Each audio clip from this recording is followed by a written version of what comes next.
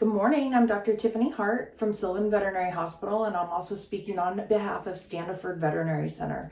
Today I want to talk about the importance of running your annual fecal exam and the health concerns that surround having intestinal parasites.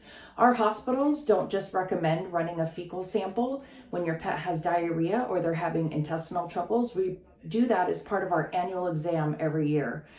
Sylvan Veterinary Hospital alone runs over 2,500 fecal samples a year, and we have seen up to 20% positive results.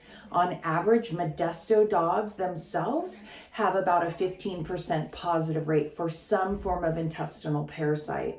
The concern is most of these can be very debilitating to your pets. They can cause anemia, they can cause skin disease.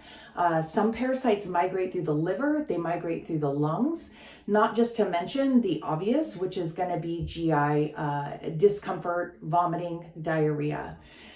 They are so endemic in our area, but some of them can be transmitted through the milk and through the placenta. So it's not uncommon for us to have puppies come in that are already infected with intestinal parasites upon presentation.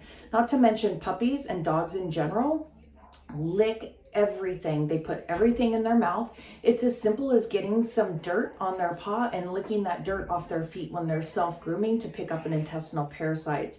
Some are transmitted by flies. There's intestinal parasites or heartworm disease, I should say, that's transmitted by mosquitoes.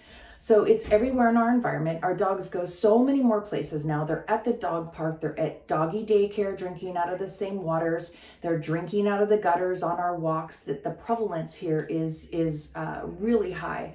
So our recommendation is at least once a year to have your dog's fecal samples scanned for intestinal parasites. If they're experiencing GI discomfort or chronic diarrhea, then we want to do that more frequently as well.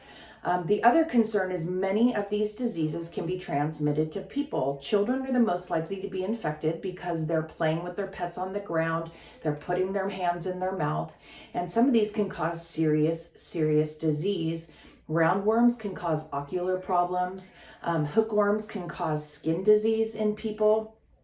Giardia, which is our most common parasite that we see in this area, can cause chronic intestinal problems as well. So when we recommend that your pet has an annual intestinal parasite screen, it's not just to protect the health of your pet, it's also to help protect the health of your family. So if you have any questions or concerns, do not hesitate to call one of our hospitals, or you can go to our website, www.stanislausvet.com.